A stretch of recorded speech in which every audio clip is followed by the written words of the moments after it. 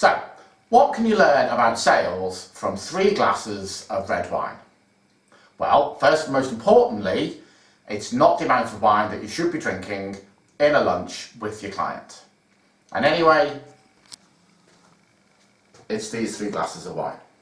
So let's imagine you are in your favourite Italian restaurant and you've ordered a pizza and a glass of red wine, and you've got a glass of red wine in front of you, and you have a sip out of it, and immediately the waiter comes over and says, oh, we've got this lovely red wine, it comes from Tuscany, it's £9 a glass, it's 13.5% proof, lovely tastes of cherries and blackberries, would you like one?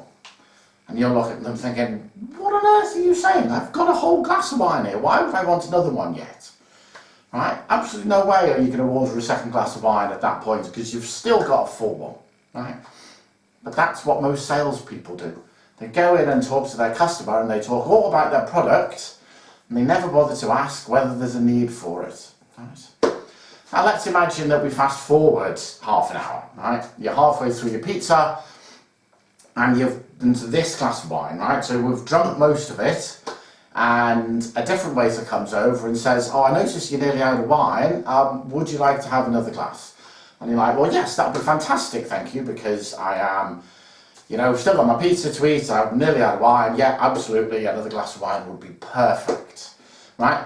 Absolutely fantastic timing, isn't it? It's great if you can turn up at that right time, right? Now let's fast forward another half hour, right? So you've eaten your pizza, you've drunk all of your wine, so you've got an empty wine glass sitting in front of you. But you're thinking, oh, maybe another drink would be quite nice.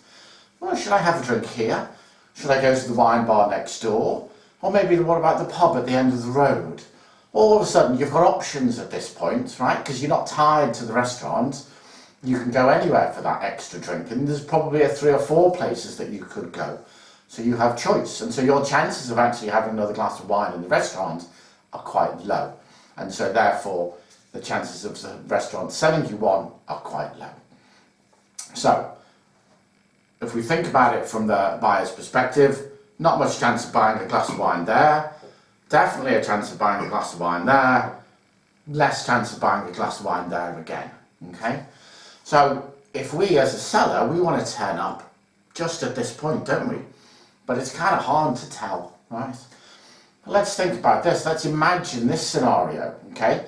So you've ordered your pizza, you've got your glass of wine, you've had a sip, and the waiter comes over and says to you, I just need to tell you, we've got a very strange licensing rules for this restaurant. We can only serve you alcohol in the next 10 minutes. You've got another hour to drink it, but we've got to buy it in the next 10 minutes. I noticed that you've got a full glass of wine, but if you're going to want another one after that, you're going to have to order it in the next 10 minutes. And all of a sudden, things have changed. You've learned some information that's changed the scenario. Okay? So actually, what you want to do is, I do want to order another glass of wine, because if I don't order it now, I'm not going to be able to order it in 10 minutes time. I'm not going to be able to order it when I really want it. So yes, I'm going to order it now, right? So we've learned something new that has changed.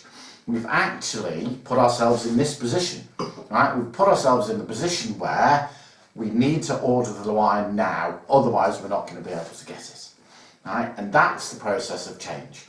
We are changing people's mind about the position that they're in. We're making them realise that things are not as great as they thought they were with some information. And that's how we go about changing. When we change, we start by learning something new. So some information is given to us. Then we understand what is the meaning, what's the impact of that information on us. What do we need to do as a result? So we then work out, okay, given that, what are we therefore going to go and do? And it's only at stage 3 that we actually buy something, right?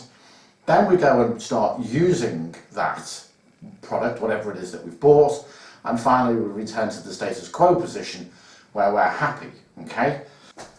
So we go through those 5 stages, right? So if we want to sell something to somebody, right, it comes in at stage 3 of that process. we don't want to do it we can't sell it to them at the start. What we've got to do at the start is simply tell them something that they don't know, right? Tell them something they don't know, explain to them why that's important, and then they're going to start to say, I realise now I need to do something.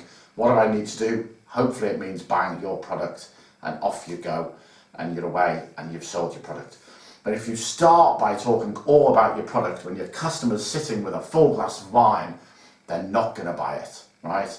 You've got to explain to them why their glass of wine should look like that, which is therefore going to make them buy it. So there we are, 3 glasses of wine, none of them full.